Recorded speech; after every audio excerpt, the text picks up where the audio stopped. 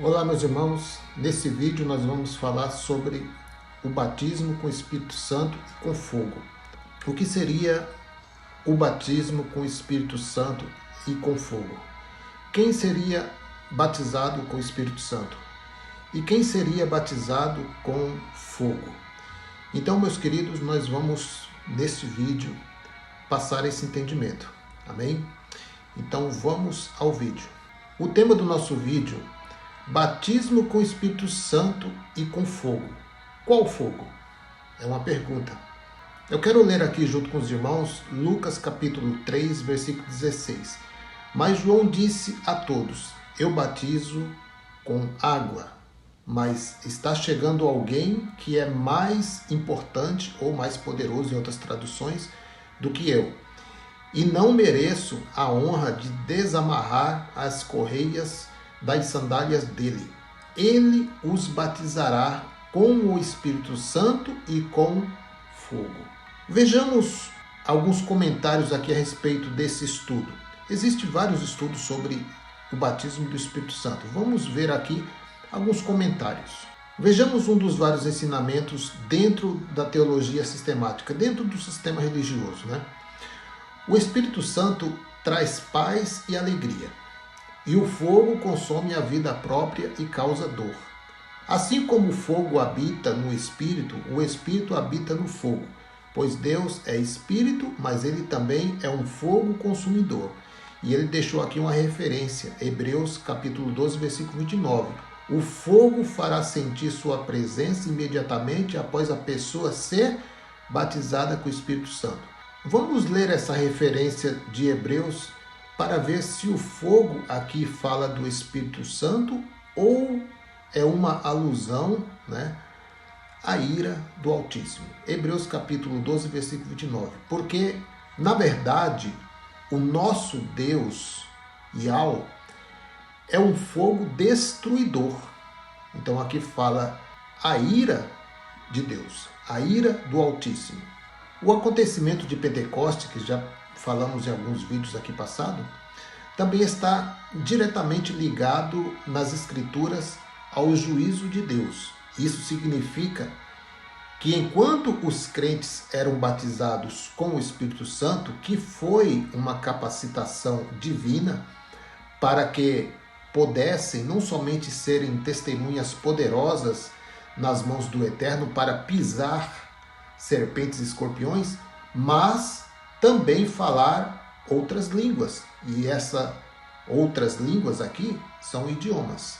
Então, aquele evento que marcava a transição da antiga aliança para a nova aliança também anunciava o juízo de Deus sobre os ímpios. E esses, inevitavelmente, serão batizados com o fogo da ira de Deus. Um batismo de condenação por conta das suas transgressões. De acordo com o contexto imediato, onde João fala sobre o batismo de fogo, é fácil perceber que ele enfatiza claramente que Deus não deixará o ímpio impune.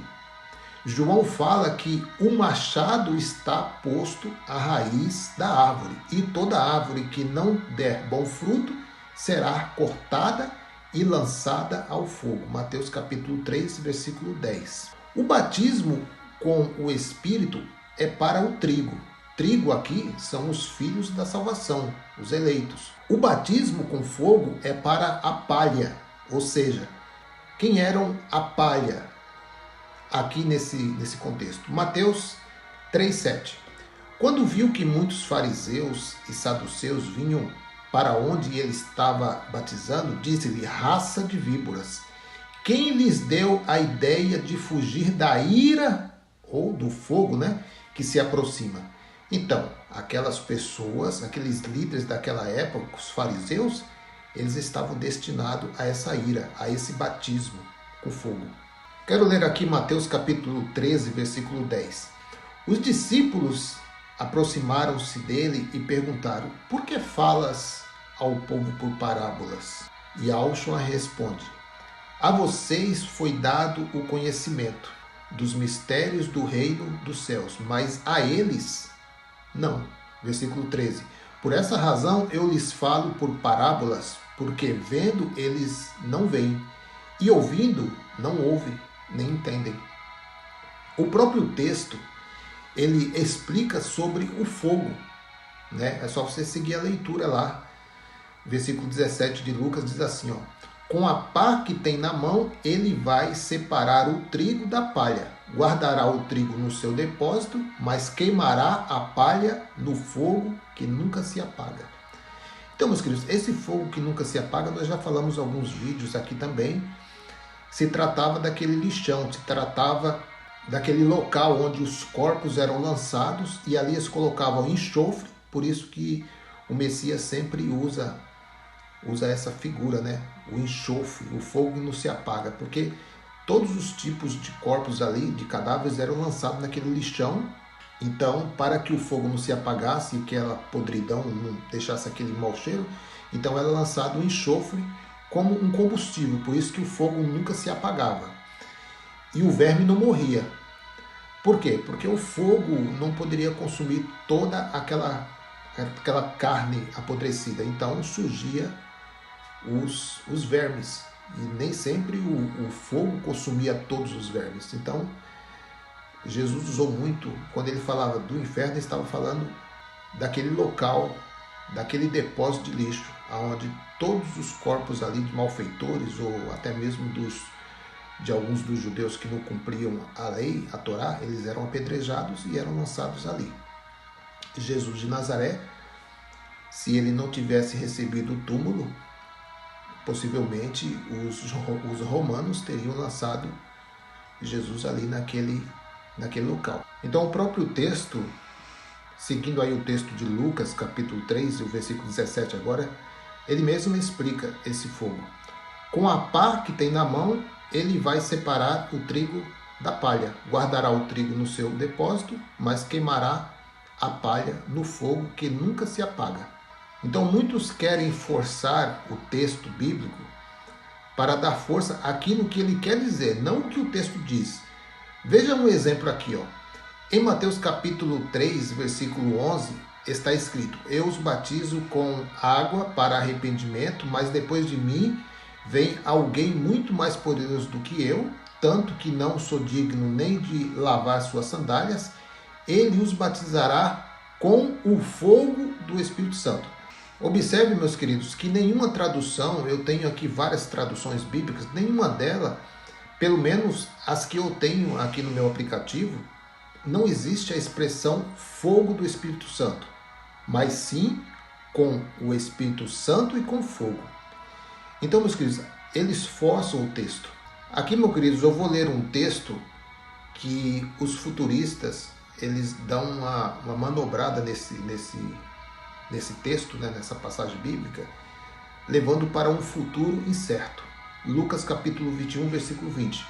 Quando virem Jerusalém rodeada de exército, vocês saberão que a sua devastação está próxima. Vocês, lembrando que Jesus, Yahshua, ele está conversando com os discípulos em particular. Então essa expressão você, ele está dirigindo essas palavras aos discípulos. Então a pergunta que eu faço é: Lucas capítulo 21, 20 vai se cumprir no futuro como a escatologia futurista prevê?